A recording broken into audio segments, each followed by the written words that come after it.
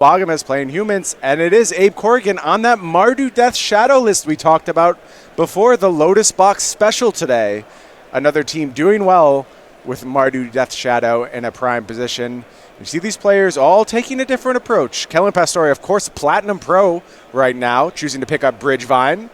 Abe Corrigan, Mardu Death Shadow, and Zachary Kiihne wasn't allowed to play green-white tokens for this tournament, unfortunately. Going to be playing Is It Phoenix today. Yeah, that's a decision I can get behind. Yeah, probably a good call. Similar diversity over on the side of Luong, Boggemes, and McVety. You see Bridgevine, Humans, and Infect, the weapon of choice in their hand. A little bit of a resurgence for Infect, and it makes sense if people are doing Hogak stuff. Yeah, a lot of the creatures in the Hogak deck cannot block, and they don't play hard removal. So you just need that one window, and you can close out the game against them. All right. Well, here we are in our feature match. Kyle Boggemes on Humans, leading off Ancient Ziggurat into Noble Hierarch, and Abe Corrigan has Inquisition of Kozilek. Going to go ahead and take a look at what Boggemes is working with. Sees another Ziggurat, a Phantasmal Image, a Thalia, and a Reflector Mage. And man, anytime you mulligan on the play and then you get hit with that turn one discard spell. Feels bad, man. Yeah, really does. Although this hand is a good mix hand. Yeah, strong of hand. threats and just one more land. He can cast everything. Obviously, we're still coming to terms with this Mardu Death Shadow deck. I'm not going to pretend like I understand matchups quite yet. I don't know where it's favored, where it's not. It's interesting that historically Shadow had a pretty miserable Humans matchup, but Mardu Pyromancer had a great Humans matchup. And this is kind of a mishmash of those two decks. I'm not really sure where this Mardu Death Shadow deck is going to fall against Humans.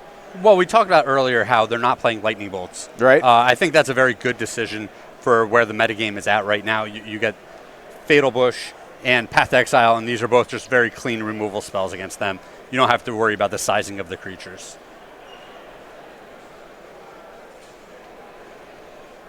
Here you see Dreadhorde Arcanist going to enter the battlefield. If that starts working on some fatal pushes, that's going to do damage to Boggemes in a hurry. Yeah, that's a scary one to be looking at. And they're asking for a ruling on how your free spells work under Thalia. I would assume you have to pay an extra 1 mana when they're coming out of your graveyard. Yeah, I believe the Thalia tax is something that's very hard to avoid. It certainly happens on the Cascade spells. Most instances, you just have to pay for Thalia. The players go ahead and sort that one out. The judge is going to do a little reading. Sizing of Arcanist interesting in this matchup. Sometimes able to block many of these creatures effectively, but if there's any kind of lording going on, obviously they outgrow that 1/3 body pretty quickly, and Thalia here are going to benefit from Exalted on the Noble Hierarch. So both players reading both these cards. So I maybe we were incorrect. We're gonna get a word from our guys in our booth, and we'll see what the actual ruling was there. Yep. Make sure we've got it right. We'll get confirmation exactly how that works. Here's Deputy of Retention, says, I don't care. Arcanist isn't sticking around. No longer an issue. 2 copies of Deputy of Detention in Boggemes' list. That's kind of a new pickup for these Humans decks. Able to answer many more permanents than they previously were able to.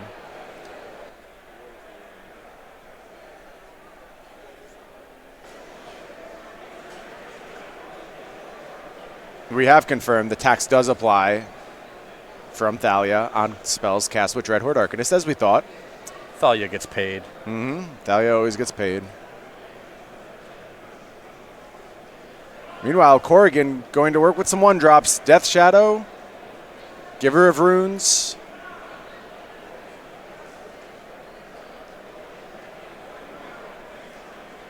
I'm assuming something's off with our life totals if there's a Death Shadow on the battlefield presently. Yeah. Otherwise, we have a big problem here. Oh, it looks like we got a copied Deputy of Detention. Yeah, and there you see those life totals have been corrected. Phantasmal Image did come down, copying Deputy Detention, going to deal with that Death Shadow before Giver of Runes can give her protection, importantly. Yeah, but the Phantasmal Image is always a house of cards, right? When it's locking down something important on the opponent's side, you cannot protect that thing as soon as it gets targeted, it's going to get sacrificed. No, absolutely. A very fragile, fragile card. Still able to find its way into Modern. One of the best clones we've ever seen. Cheap is worth a lot when it comes to the Modern format. Yeah, in a format where games end on turn 4, yeah. I remember back when Phantasmal Image was the go-to answer to Progenitus in Legacy. Here's a new card we wanted to pull up for you. It's Giver of Runes. The new Mother of Runes, if you will. Tap another target creature you control, gains protection from colorless or from the color of your choice until end of turn. It's a 1/2. So notably, you cannot target your opponent's things. And you cannot target itself. Cannot target itself. Those are the differences, yep. But you can choose colorless. Yep. Mostly a downgrade from Mother of Runes, but the colorless thing comes up a lot in Modern, quite frankly. Well, and obviously they made this a core cleric. It would have just been such human a problem would have been as a very human. silly. Kind of all these small creatures will have that debt to pay for all of time. You have to be very careful what you make a human these days. Sure, or Merfolk, or absolutely, yeah. Maybe even Sliver. Sure. Man, it's been a minute since we've seen some competitive slivers. Maybe someday they'll return to form. Yeah, I think the humans are just too versatile when you compare them. Sure. You get all the disruption and a similar clock. I say that about many aggressive decks in Modern. It's just hard to outpace humans. The clock plus disruptiveness they bring to the table makes it really hard to be pulled in another aggressive direction. Yep. Meanwhile, Corrigan falling to a precariously low life total, trying to set up some defenses behind Dreadhorde Arcanist and Giver of Runes. Here's a Meddling Mage. We'll get some clarity on exactly what that's naming in just a moment. Assuming some kind of removal spell, probably. I wonder how well known this deck list is at this point, if players in the room know exactly what they're supposed to be naming. Boggemes named Fatal Push, and note, 2 copies of Fatal Push in this deck, 4 copies of Path to Exile. Maybe not the optimal name. Of course, you can check out our deck list over on Cardboard Live. They'll tell you exactly what's going on here.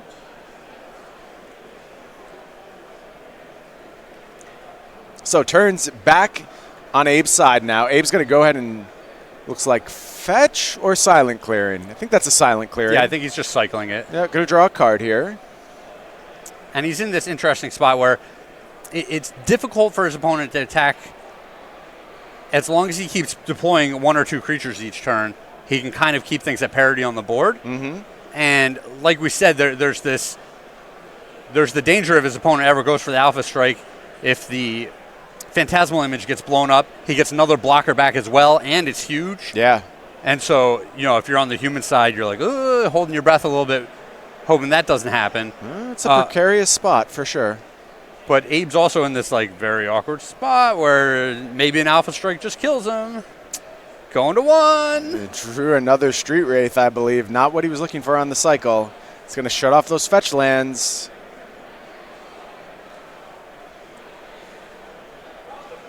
Here's a Reflector Mage, and that is going to garner a scoop from Abe Corrigan. And Kyle Boggemes takes down Game 1, Humans over Mardu Death Shadow. Boggemes not alone in that victory. The rest of his team also picking up Game 1. All matches pointing towards the team of Luong, Boggemes, and McVety thus far. Clean sweep. Yeah. So why don't we go ahead and take a look at sideboards for these players. We'll start with Abe Corrigan. Over on the left-hand side there, you see 4 Yixla Jailers, 3 Lingering Souls, 3 Plague Engineers. Wow, that's a banger in this matchup. 1 Gideon of the Trials, 1 Liliana's Triumph, 1 Celestial Purge, 1 Grim Lava Mancer, and finally 1 Engineered Explosives. What do you like here, Craig? Is that the usual artwork on Liliana's Triumph? I don't think so. And it may actually not be Liliana's Triumph. I'll get a confirmation on we that. do Give have me deck 1 lists second. right in front of Yeah, us, right? Let's take a look. So no, anyway. wait, that's Knight's Whisper. Okay. Pay 2 life, draw a couple cards? Sure. Wow, okay. So his sideboard's great for this matchup. Yeah. Obviously, we like the Plague Engineers. You're going to have them come in, name humans. The Pyromancer is great here. The ability to just pick off things for 1 mana early in the game is massive. And I also like the Engineered Explosives. Meanwhile, over on Boggemes' side, we are looking at Dismember, one Ravenous Trap, one Grafdigger's Cage, 2 Collector Oof, new card there, 3 Auroch Champion, 3 Militia Bugler, and 4 Leyline of the Void. What do you like there, Craig? So this is a question of what Kyle thinks about this matchup, which, I mean, he might not even be 100% what he wants to do because it's such a new deck into the meta game. If you think it's going to be grindier, it's going to go a little longer, your opponents can have removal, you're going to want these Militia Buglers in the deck. There is some argument for the Auroch champions. They block so well against Death Shadows, and they attack through it. But if you know that your opponent's bringing in, a whole bunch of Engineer Plagues, it's not a card. You don't want to just fill your deck with 1 toughness things. Sure, definitely a risk there. It'll be interesting to see if he wants to lean on those Auroch champions or not. I think we may have some other action we want to bring to you right now. It sounds like this match is moving ahead at a rapid pace, and we want to make sure to get as much magic on camera as possible. So we want to pop over to another match. We're going to go over to Kellen Pastore and Max McVety. Take a look at what they're up to.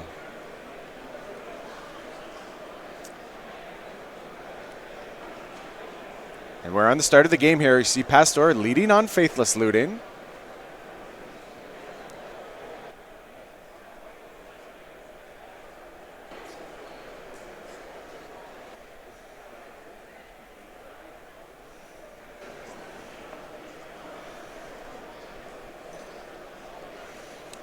So we've got this Infect Bridgevine matchup, which we commented on briefly at the start of the round.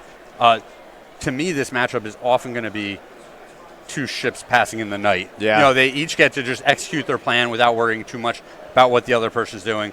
In the post-sideboard games, I would imagine there's going to be some more interaction, but still not a ton. Yeah, and obviously we are in those post-sideboard games now. We'll have to see how these players adapted to play Game 2. And there you see the first of our adaptations. It's Grafdigger's Cage. Only a temporary answer against this Bridgevine deck. Don't think that's going to hold you over for too long. This deck is resilient, it's powerful, it's fast.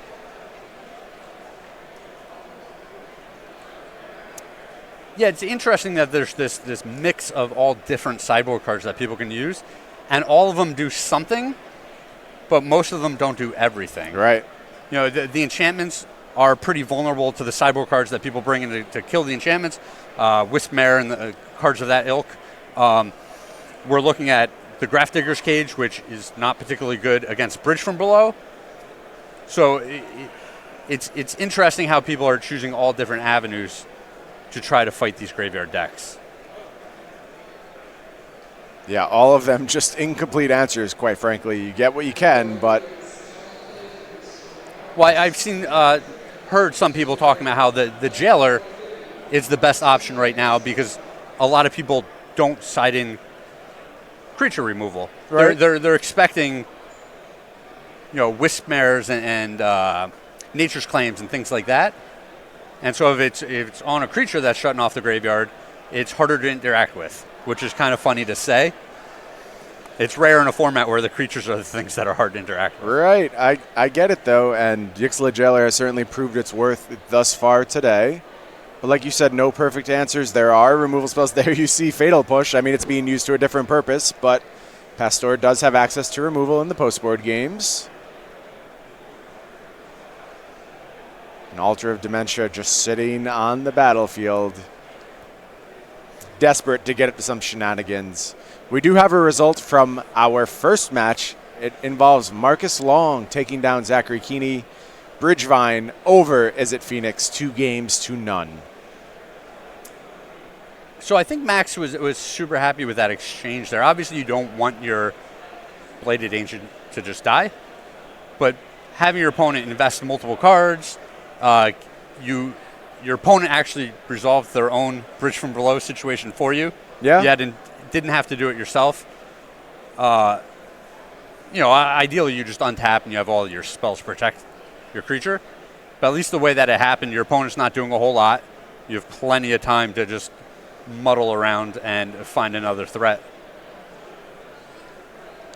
Meanwhile, Pastore is going to get back to stocking up that graveyard. It's going to be a while until those creatures get unlocked, but happy to put Vengevines and the like into the bin for the time being. And meanwhile, getting a little beatdown going. Couple of zombies on the battlefield for Pastore.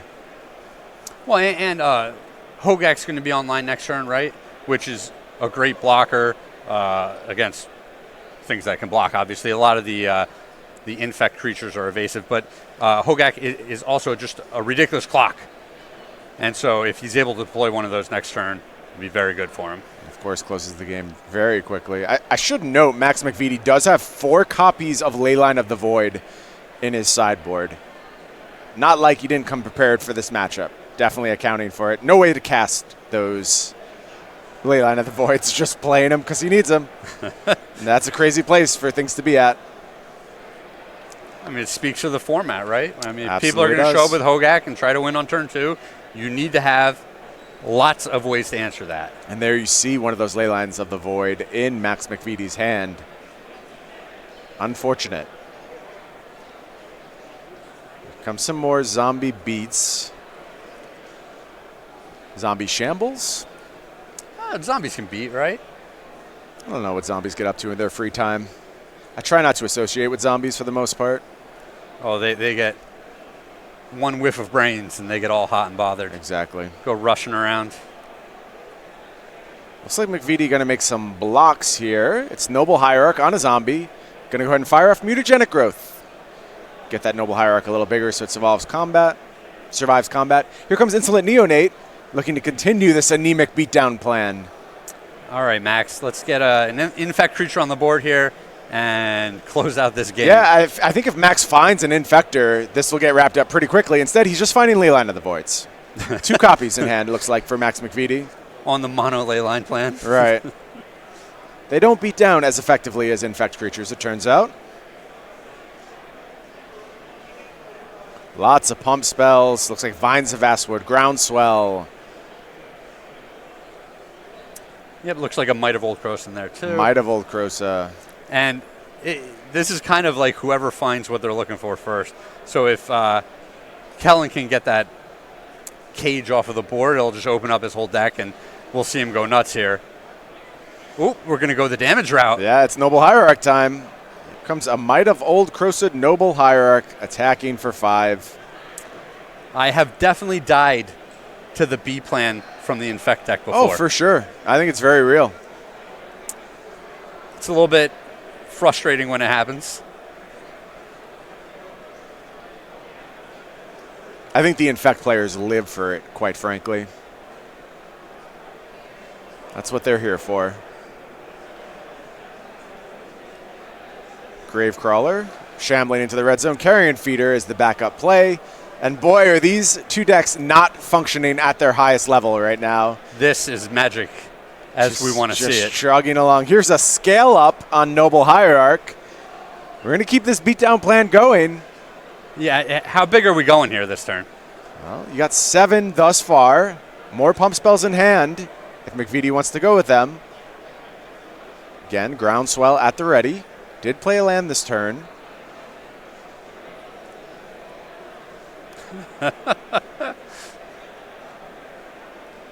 Not going to be much blocking over on Pastore's side. Well, Pastore does have the line where he can mill himself with the altar, and if he hits another bridge from below, he can sacrifice the Carrion Feeder to itself. Right. And end up with a 2/2 to block with. Found Vengevine instead, and more pump spells headed the way of Noble Hierarch. What are we at, 11 right now? I think we're swinging for 11 right now.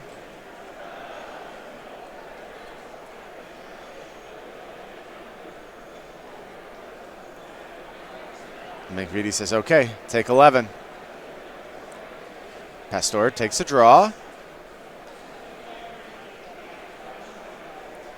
Carrion Feeder on the beatdown plan.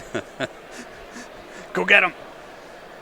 Here's a Gravecrawler, and past the turn. Can Noble Hierarch finish the job? I have a feeling Dryad Arbor will look to get in on the fun soon. But here comes Hierarch. Gravecrawler going to make a block. No, that's a sacrifice. Yep. Yeah.